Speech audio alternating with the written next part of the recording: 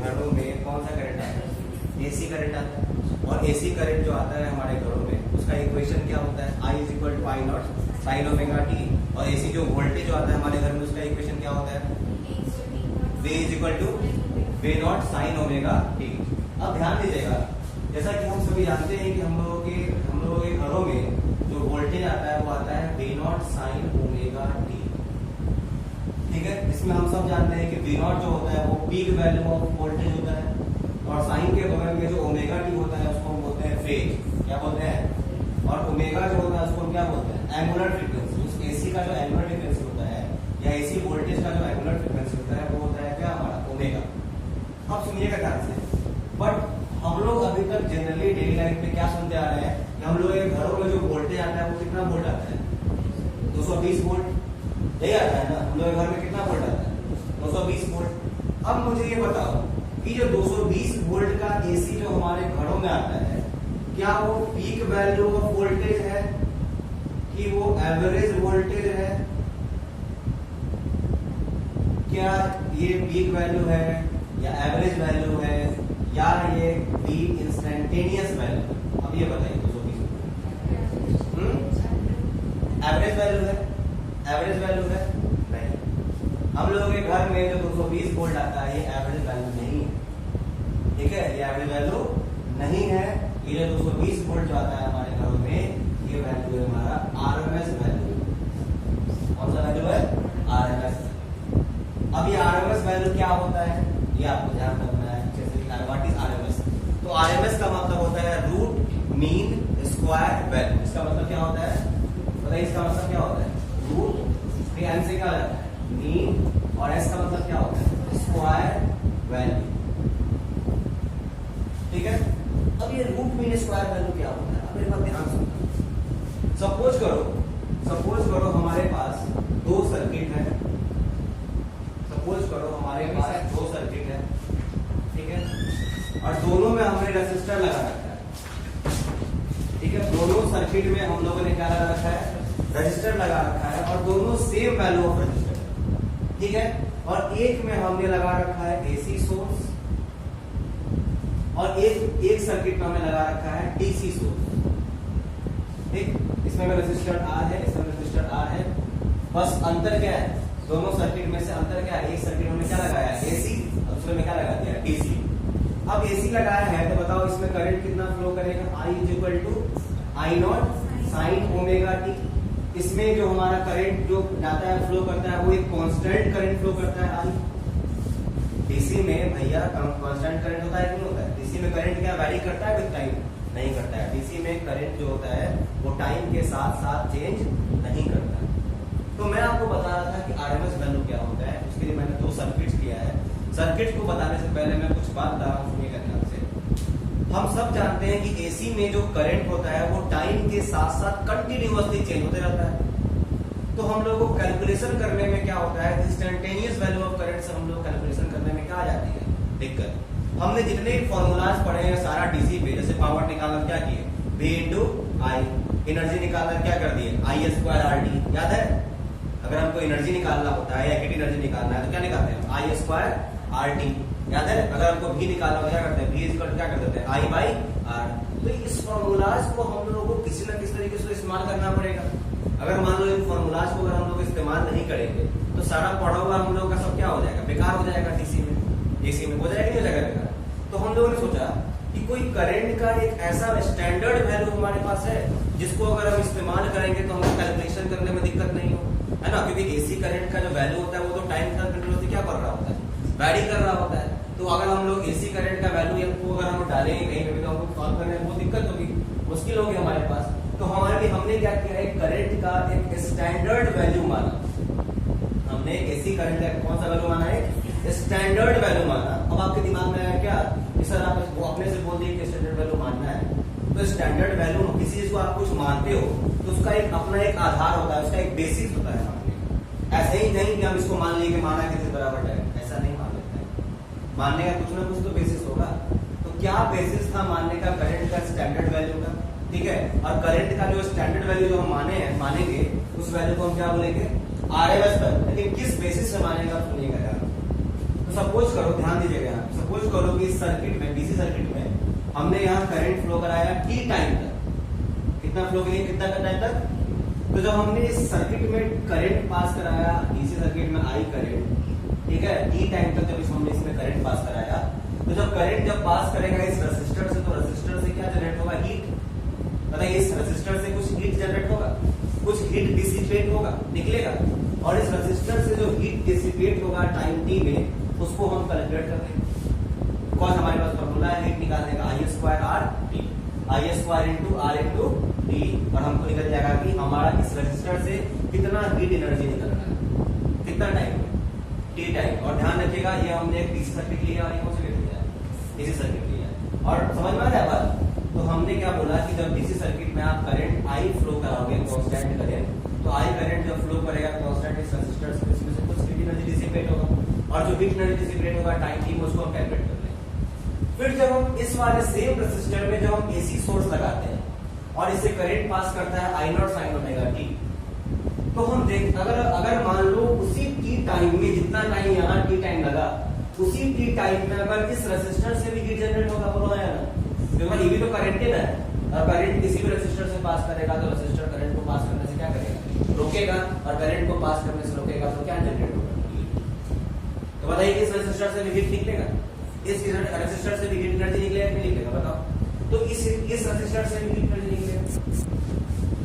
तो हम लोगों ने क्या देखा, सुनिए ध्यान से, तो अगर, सुनिए ध्यान से, अगर इस एसी वाले सर्किट में अगर सेम टी टाइम में अगर उसी सेम रेसिस्टर से उतना ही हीट एनर्जी निकलता है जितना कि इस डीसी सर्किट में निकला है, तो इस सर्किट में एसी करंट का आरएमएस वैल्यू जो होगा, इस सर्किट में एसी करंट का जो आरएमएस वैल्यू होगा, हम उस वैल्यू को मानेंगे जो इस सर्किट में करंट का वैल्यू। इस सर्किट में करंट कितना है?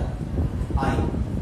तो इस सर्किट का हम स्टैंडर्ड करंट मान लेंगे, उस स्टैंडर्ड करंट जो मानेंगे वो इस सर्किट का जो करंट जो फ्लो किया उसी को मान लेंगे। मैं फिर से बोल रहा हूँ, सुनिएगा ध्यान से। सपोज करो कि अभी आपने कितने सर्किट लिए हैं? तो एक सर्किट में आपने एसी सोर्स लगाया, एक में क्या लगाया? DC source. और दोनों में रेसिस्टर का वैल्यू क्या है? सेम। तो पहले इसको भूल जाओ, इसमें आपने बैटरी लगाया, डीसी सोर्स, इसमें कांस्टेंट करंट कितना फ्लो किया? आई।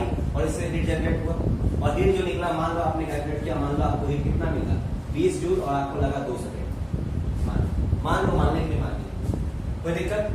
अब आपने एसी सोर्स लगाया सेम रेसिस्टर में, तो आप क्या देखते हो कि उसी 2 सेकेंड में आप देख रहे हो कि इस रेसिस्टर से सेम हीट एनर्जी जनरेट हो रहा है, कितना जूल का? 20 जूल। बट हमने यहाँ सोर्स कौन सा लगाया? अरे सोर्स यहाँ पे क्या है? एसी सोर्स है, बट एनर्जी सेम निकल रहा है। तो ऐसे केस में, सुनिएगा ध्यान से, तो इस केस में हम क्या करेंगे, इस एसी सर्किट का जो स्टैंडर्ड करंट होगा उसको हम मान लेंगे कौन सा करंट? RMS current. और आरएमएस करंट जो होगा इस सर्किट का, वो उतना ही होगा जितना कि इस डीसी सर्किट में कांस्टेंट करंट फ्लो करता है। मतलब इस सर्किट का आई नॉट साइन ओमेगा टी जो है, इस सर्किट का आई नॉट साइन ओमेगा टी जो है आपका, वो इस कांस्टेंट करंट आई के क्या हो जाएगा? इक्वल। मान लो इसमें छोटा वाला आई दिखा देते हैं, मान लो स्मॉल आई है, तो इस आई के क्या हो जाएगा? इक्वल हो जाएगा। और ये जो आई नॉट साइन ओमेगा टी जो इस आई के इक्वल हो गया है, इसके बदले में हम कौन सा करंट लिखेंगे? I R. तो ये आई आरएमएस करंट जो होगा, वो जो आरएमएस वैल्यू जो होगा, ठीक है, वो असल में आई नॉट साइन ओमेगा टी ही है, समझ में आया? लेकिन ये आई आरएमएस क्या होता है? एक कांस्टेंट करंट की तरह एक्ट करेगा कौन सर्किट में? DC circuit. और आपको कैलकुलेशन करने में कोई भी दिक्कत नहीं होगी, आपको रिजल्ट भी कब तक आता है, कोई दिक्कत नहीं। समझ में आया? हम फिर से बोल रहे हैं, आरएमएस वैल्यू जो होता है, आरएमएस वैल्यू किसी भी सर्किट का या किसी भी एसी का वो वैल्यू है जिस वैल्यू पे उस सर्किट में उतना ही करंट फ्लो करता है जितना कि किसी डीसी सर्किट में फ्लो करता है। समझ में आया बात? नहीं आया? नहीं समझ में आया? फिर से एक बार हम रिपीट करेंगे, फिर से एक बार रिपीट करेंगे, फाइनल रिपीट, लास्ट टच। मान लो हमने 2 सर्किट लिया, एक एसी सर्किट लिया, एक डीसी सर्किट लिया। इस सर्किट में भी मैंने रेजिस्टर आर लगाया, इस सर्किट में रेजिस्टर आर लगाया, इसमें हमने करंट फ्लो कराया कितना? आई करंट फ्लो कराया, और देखा जब करंट जब टी टाइम के लिए जब इसमें फ्लो करता है तो इसमें हीट एनर्जी निकलता है कितना? 20। अब फिर हम एसी सर्किट में जब हम लगाते हैं, हम एसी सोर्स लगाते हैं इस सर्किट में, तो हम देखते हैं कि उसी टी टाइम में इस रेसिस्टर से उतना ही हीट जनरेट हो रहा है जितना इस डीसी वाले कांस्टेंट करंट जब फ्लो किया है तब होगा। तो हम एसी करंट का आरएमएस वैल्यू जो होगा, हम उस वैल्यू को मानेंगे जो कांस्टेंट करंट इस डीसी वाले सर्किट में फ्लो किया है। समझ में आया कि नहीं है? यानी इसका आरएमएस वैल्यू क्या हो जाएगा? अगर मान लो इसमें फ्लो कर रहा है मान लो 3 एम्पीयर, तो इस एसी सर्किट का आई आरएमएस कितना हो जाएगा? कितना हो जाएगा? बोलिए, बात समझ में आया? ये तो था आपको ऐसे समझाने के लिए मैंने बता दिया, ठीक है। अब एक बात और बताते हैं, जितना भी हम लोग न्यूमेरिकल सॉल्व करेंगे, अगर आपको करंट या वोल्टेज के बारे में कुछ भी नहीं दिया हुआ है, तो हम उस करंट और वोल्टेज को कौन सा वैल्यू मानेंगे? आरएमएस। अब आपके दिमाग में होगा सर हम आरएमएस वैल्यू निकालेंगे कैसे? How to find the RMS value? अब ध्यान दीजिएगा। तो RMS value for AC in a complete cycle, किसी भी AC का जो RMS वैल्यू होगा कंप्लीट साइकिल में वो क्या होगा? देखिए ध्यान से, पहले हम आपको वैल्यू बता दें डायरेक्ट और उसके बाद उसको प्रूव करके बताएंगे, ठीक है।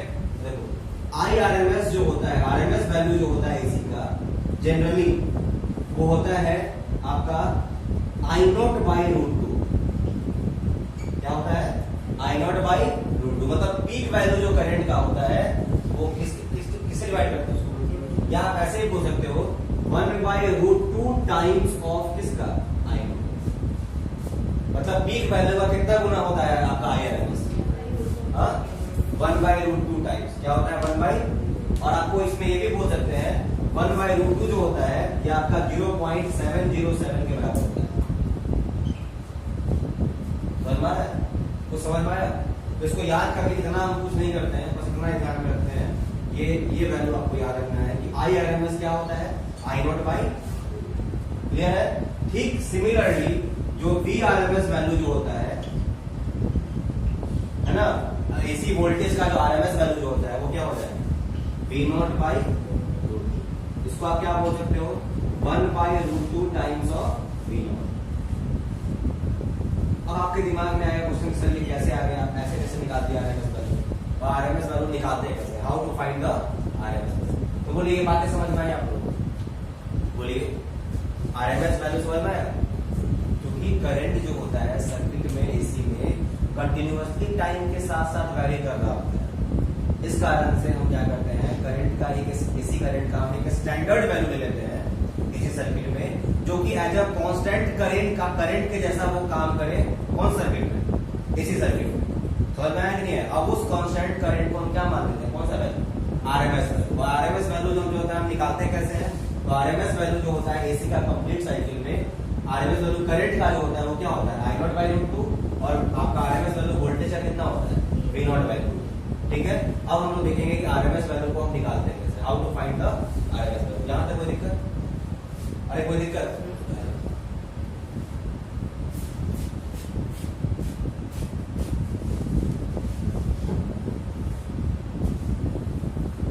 सब लिखवा देंगे, बताइए।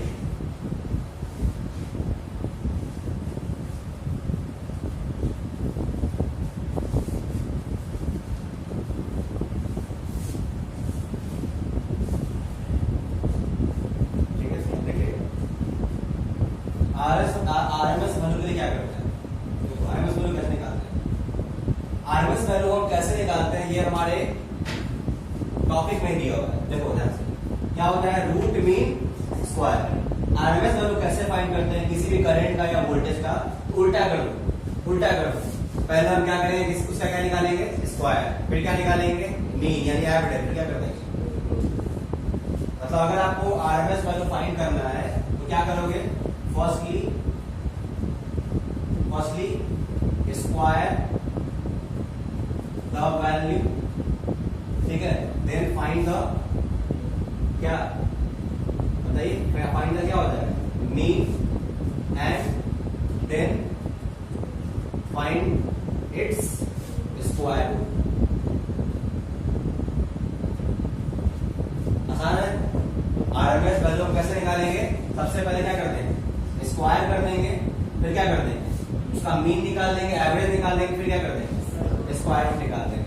अब इसका मतलब देखो, इट मींस दैट, इसका मतलब क्या हुआ कि अगर हमको IRMS निकालना है, हमको करंट का RMS वैल्यू निकालना है, तो भाई साहब करंट का RMS वैल्यू निकालना है, तो कैसे करेंगे RMS वैल्यू? पहले क्या करना है, पहले क्या करेंगे, स्क्वायर। करंट का क्या करते हैं, square.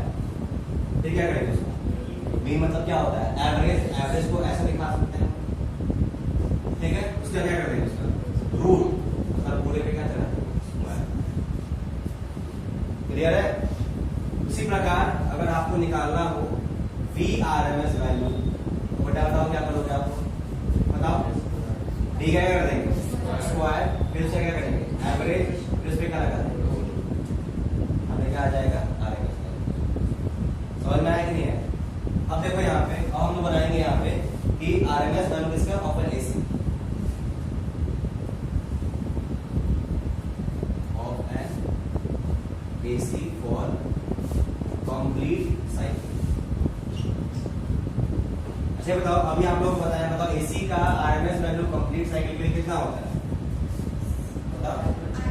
I0 by root 2, I0 by, उसको हम डिराइव करने जाते हैं। पहले जानते हैं कि IRMS जो होता है वो क्या होता है, बताइए। हमारे पास हमको पता है कि IRMS का वैल्यू क्या होता है, I0 बाई रूट 2 होता है।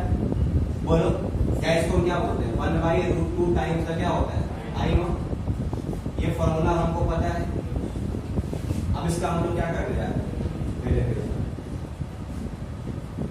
अब देखो डेरिवेशन कैसे, ठीक है। तो हम लोग जानते हैं कि भाई AC करंट का इक्वेशन क्या होता है, बताओ। What is the equation for AC current, I is equal to I0 sine omega t। भाई उसी का RMS वैल्यू चाहिए हमको, बोलिए उसी का चाहिए ना, क्या हो जाएगा, लिखते हैं यहाँ पे एज वी नो दैट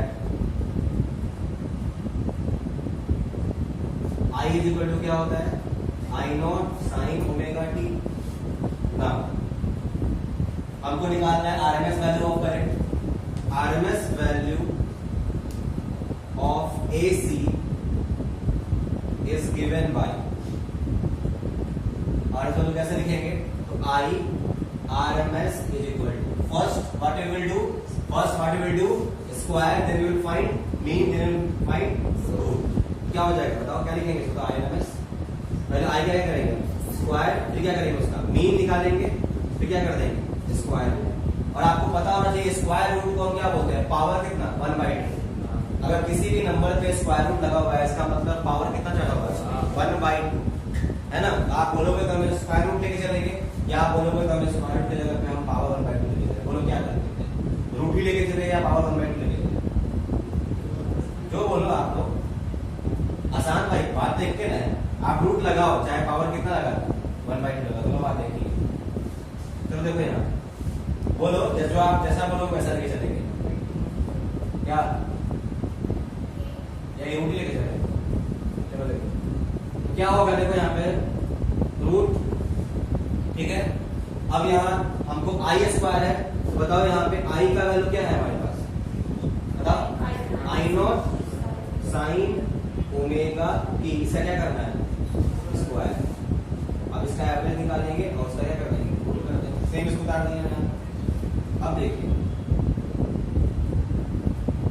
अब इसको बेटा आप स्क्वायर करोगे तो क्या आएगा, बताओ। स्क्वायर करोगे तो क्या आएगा, I0 का स्क्वायर आएगा, फिर साइन ओमेगा टी का स्क्वायर क्या हो जाएगा, sine omega, sine square omega T. कोई दिक्कत, बोलिए कोई दिक्कत इसमें नहीं। अब देखो हमें किसका एवरेज निकालना, I square sine square omega T. बताओ क्या यहाँ पे जो ये वैल्यू लिखा गया है, क्या ये टाइम पे डिपेंड कर रहा है, ये करंट का इक्वेशन है ना, क्या ये टाइम पे डिपेंड कर रहा है, अरे लिखा हुआ है ना I0 स्क्वायर साइन स्क्वायर, मतलब ये t पे डिपेंड कर रहा है नहीं कर रहा है। अगर कोई भी वैल्यू अगर टाइम पे डिपेंड करता है तो उसका एवरेज निकालना हम सीखे हुए, याद है। अगर मान लो करंट का हमें निकालना होता है, क्या एवरेज क्या करते हैं, integration of I dt by integration of dt, याद है। तो देखो यहाँ पे लगा इज इक्वल टू, अब इसको रूट बाद कराएंगे, पहले इसका मतलब क्या है, एवरेज। एवरेज के लिए हम क्या करेंगे बताओ, बोलो, इंटीग्रेशन ऑफ बताओ इंटीग्रेशन ऑफ क्या हो जाएगा, आई डी टी, आई का वैल्यू है, आई का वैल्यू क्या हमारे पास, आई नॉट का square sine square omega T D T, ये हो गया पूरा आई, ये पूरा किसका काम हो गया, आई का, तो आई डी टी हो गया, हो गया integration of I D T हो गया। अब डिवाइड बाय क्या होता है बताओ, इंटीग्रेशन ऑफ डी टी, तो इंटीग्रेशन ऑफ डी टी, ठीक। और देखो हम किसमें निकाले RMS value, RMS value for किसके लिए, कंप्लीट साइकिल। और आप ही बताओ कंप्लीट साइकिल में टाइम कहां से कहां वेरी करता है, 0 से t, क्या हो जाएगा यहाँ, क्या लगाएंगे 0 से t, यहाँ पे 0 से, बोलिए कोई दिक्कत किसी को, सारा हो गया पैकअप। अब इस पूरे पे क्या लगा देना है, रूट, देखो रूट लगाएंगे तो क्या करेंगे, क्या लगा देते हैं ब्रैकेट, और रूट के जगह पे क्या लगा दी पावर, कोई दिक्कत कि रूट लगा, रूट लगाना तो खराब लगेगा, अच्छा नहीं लगेगा, बात एक ही है। अब इसको इंटीग्रेट करना है, तो पहले ऊपर इंटीग्रेट करना है, तो ऊपर में कांस्टेंट टर्म को आई नॉट स्क्वायर उठा निकालेंगे बाहर, देखो आई नॉट स्क्वायर जो है एक कांस्टेंट टर्म, और कांस्टेंट टर्म को हम इंटीग्रेशन के बाहर निकाल देंगे, तो क्या हो जाएगा, आई नॉट का स्क्वायर कहाँ आ गया बाहर, अब अंदर में क्या बचा, 0 से t sine square omega T D T divide by, अब डी टी का इंटीग्रेशन क्या होता है, t होता है, और उसका इंटरवल कहाँ से, लिमिट कहाँ से, 0 से t, ठीक है। और इस पूरे पे क्या लगा हुआ है, पावर 1/, कोई दिक्कत नहीं। नेक्स्ट स्टेप देखते हैं। अब आपके दिमाग में आ जाएगा कि ये साइन स्क्वायर ओमेगा टी का सर आप इंटीग्रेशन कैसे कीजिएगा, तो उसका फॉर्मूला मैं यहाँ लिख दे रहा हूँ, ध्यान दीजिएगा, साइन स्क्वायर ओमेगा टी का इंटीग्रेशन क्या होता है, देखिएगा यहाँ पे 2 साइन स्क्वायर, ठीक, 2 साइन स्क्वायर थीटा का होता है वैल्यू, तो 2 साइन स्क्वायर, या मैं जानू ना, साइन स्क्वायर 2 थीटा को हम लिखते हैं 1 माइनस कॉस 2 थीटा बाई 2, या ऐसे जान लो आप 2 साइन स्क्वायर 2 थीटा का वैल्यू क्या होता है, 1 माइनस कॉस 2 थीटा, क्या आप लोग मैथ में पढ़े हो, सॉरी 2 साइन स्क्वायर थीटा होता है ना, 2 साइन स्क्वायर थीटा होता है, 1/2, अरे इधर 2 लगा दिए, क्या होता है 2 साइन स्क्वायर थीटा का वैल्यू क्या होता है, 1 माइनस कॉस 2 थीटा, यानी बताओ, आप बताओ साइन स्क्वायर थीटा का वैल्यू क्या होता है, 1 माइनस कॉस 2 थीटा बाई 2 हो जाएगा, बोलिए हाँ या ना, ये फॉर्मूला आप लोगों को मैथ से पढ़ना है, इस इतना 2 साइन स्क्वायर थीटा का फॉर्मूला क्या होता है, 1 माइनस कॉस 2 थीटा, तो बताइए 2 को नीचे ले जाइएगा क्या हो जाएगा, साइन स्क्वायर थीटा बराबर क्या हो जाएगा, 1 माइनस कॉस 2 थीटा बाई, इसको आप लोग जब नोट करना इसको लिख देना साइड में, ठीक है। अब देखो यार, तो पहले इंटीग्रेशन नहीं करेंगे, पहले इसको क्या कर लेते हैं, तोड़ देते हैं, इसको हम तोड़ते हैं तो क्या हो जाएगा, आई नॉट का स्क्वायर इंटीग्रेशन 0 से t, इसको हम ब्रेक करते हैं, तो साइन स्क्वायर ओमेगा टी को आप ब्रेक कीजिएगा, क्या हो जाएगा 1 माइनस कॉस 2, क्या हो जाएगा 1 माइनस कॉस 2 ओमेगा टी हो जाएगा, और डिवाइड बाय क्या हो जाएगा 2 dt, अरे बोलिए होगा, और डिवाइड बाय नीचे क्या है बताओ, ये t का आप यहाँ पहले क्या डालोगे, कैपिटल T, स्मॉल t की जगह पहले कर लेंगे कैपिटल T, और माइनस क्या हो जाएगा, बस थोड़ी बात कितना है, बाउंस कैसे कर रहा है, बायोलॉजी वाले लोग एकदम ध्यान से करिए, इंटीग्रेशन है, और इंटीग्रेशन से आप लोग का जो होता है ना, सामना होता है कि फिजिक्स में ही होना है, केमिस्ट्री में तो है नहीं इंटीग्रेशन, है इंटीग्रेशन हो सकता है एक जगह मेडिकल ब्लॉग वाले में नहीं हो सकता है, अच्छा नॉर्मल वाले में नहीं होगा, यहाँ देखो अब यहाँ t माइनस 0 क्या आएगा, t आएगा, अब देखो कैसे कर रहे हैं, आई नॉट स्क्वायर उसमें आ रहा है, देखो क्या आ रहा है आई नॉट स्क्वायर, अब देखो यहाँ क्या करेंगे, इस 2 को आप बाहर निकाल, इस 2 का कोई, इस 2 का जो नीचे है इसका इंटीग्रेशन होगा क्या, 2 का 2 इज ए कांस्टेंट, तो क्या है, तो इसको कहाँ निकाल देते हैं, इसके कहाँ निकाल बाहर, तो आई नॉट स्क्वायर में क्या हो जाए 2 आ गया बाहर। अब इंटीग्रेशन में हमको किसको करना है, integration 1 minus cos 2 omega T dt का हमें इंटीग्रेशन करना है, और नीचे में हमारे पास कौन सा वैल्यू आया है t, देखो नीचे में जो t का वैल्यू आया है, ठीक है, नीचे में t जो अभी हम लिख ही देते हैं, नीचे में t का t आ गया, और तो ये पावर क्या होता है? बोलो बाउंस मैंने किया यहाँ तक, चलिए आगे देखिए। इसको हम यहाँ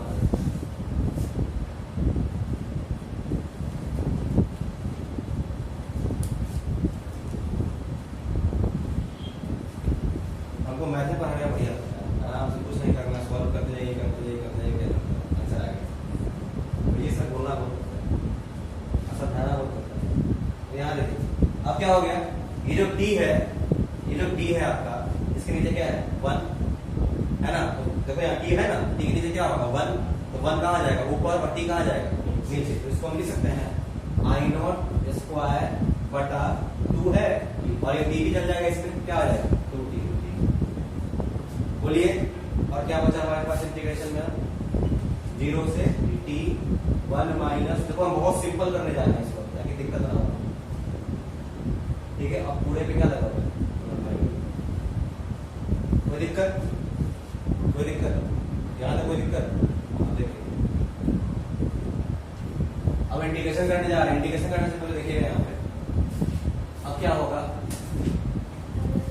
इंटीग्रेशन कर रहे हैं अलग कर रहे हैं, लेकिन हम सोच रहे हैं पहले इसको, पहले इसको हटा दें यहाँ से।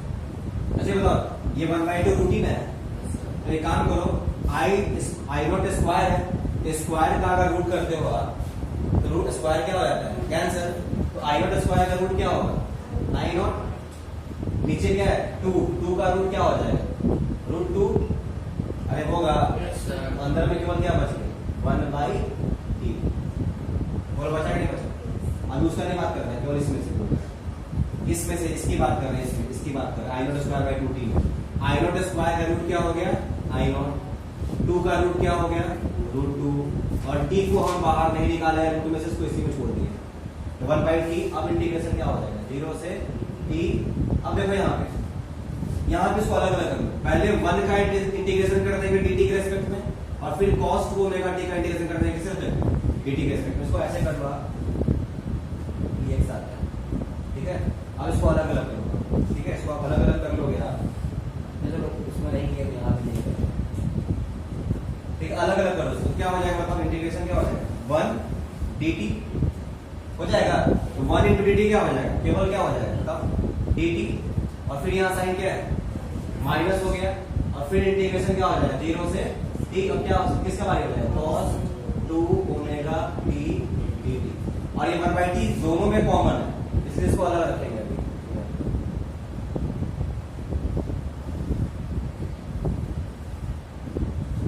ठीक है, ऐसे दिए, यहाँ पे हम पूरे पे क्या लगा हुआ है? बोलिए, समझ में आया? समझ में आया? नहीं समझ में? कहाँ पे दिक्कत? यहीं पे दिक्कत है, यहीं पे। आपने पढ़ा होगा मैथ्स में a माइनस बी इंटू सी क्या होगा? a गुना किससे होगा? c से। फिर b इंटू क्या होगा? याद है? ठीक, इसमें ऐसे ही करेंगे। ये है ऐसे, ये नंबर 7 है ऐसे, तो 1 किसे गुना होगा? dt से। dt इंटू 1 क्या होगा? dt। तो पहले इंटीग्रेशन, पहले जो इंटीग्रेशन जो हो रहा है पहले किसका हो जाएगा? 1 × dt का होगा, तो 1 × dt क्या हो जाएगा? dt। फिर माइनस, फिर ये इंटीग्रेशन किससे होगा? cos 2 omega t dt। Clear है? अब आइए, अब आसान हो गया।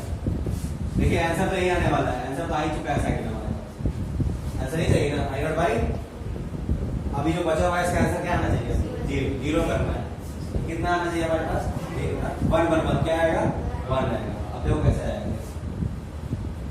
1/t 0 कर देंगे तो भाई पूरा 0 हो जाएगा ना। अब देखो dt का इंटीग्रेशन क्या होगा? बोलिए, इंटीग्रेशन क्या होगा? t, और इंटरवल कहाँ से कहाँ है?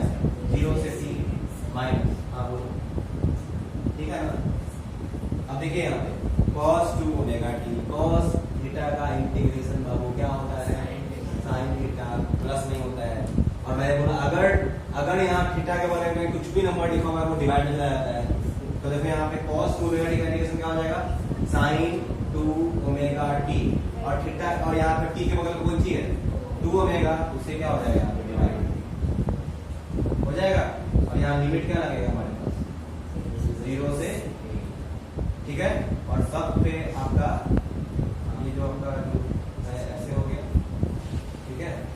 और यहाँ ब्रैकेट आपका ऐसा नहीं रहेगा,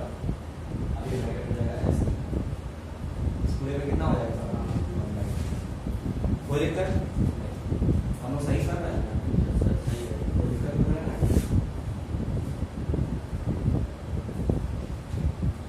छिट्टा होता है।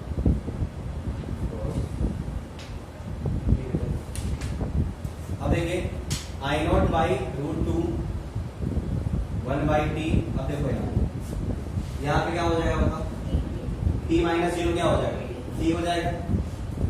ये समझ में आ रहा है, इसका क्या हो जाएगा, टी होगा, बिकॉज पहले टी डालेंगे तो टी हो जाएगा माइनस और फिर 0 टी माइनस 0 क्या आंसर है, टी। समझ में आ रहा है यहाँ पे, अरे आ रहा है, पक्का आ रहा है, तो सकल देखकर हम पड़ जाते हैं, समझ में आ रहा है। देखिए यहाँ तक दिक्कत है ना। अब देखिए यहाँ क्या हो जाएगा बताइए, अब डालते हैं यहाँ पे सही, 2 में ओमेगा कोई वैल्यू है, ओमेगा 2 में ओमेगा करते हैं बाहर, क्या हो जाएगा 1/2 ओमेगा बाहर करेंगे। अब इसमें वैल्यू डालेंगे, पहले आप वैल्यू डालोगे आप तो क्या हो जाएगा बताओ, साइन 2 ओमेगा और टी की जगह पे क्या आएगा, कैपिटल टी हो गया, फिर माइनस, फिर साइन 2 ओमेगा क्या डालोगे, टी की जगह पे क्या डालोगे 0, तो क्या हो जाएगा 0। बोलिए समझ में आया, पूरे में क्या लग जाएगा, क्लियर है। अब बस नहीं वाला है, I not by root 2 1 by T, ठीक है, तो टी माइनस 1/2 ओमेगा, ठीक है, इनटू साइन 2 इनटू ओमेगा है, ओमेगा का वैल्यू क्या होता है, अच्छा चलो यार 2 ओमेगा ही रहने दो, और टी का वैल्यू क्या होता है, ओमेगा इक्वल टू क्या होता है 2 पाई बाई टी होता है, तो टी को उधर भेजोगे तो ओमेगा कहाँ है नीचे, तो बताओ टी की जगह पे क्या लिख सकते हैं 2 पाई बाई ओमेगा, टी की जगह क्या लिखोगे 2 पाई बाई ओमेगा, कोई दिक्कत, माइनस ये पूरा साइन 0 हो जाएगा,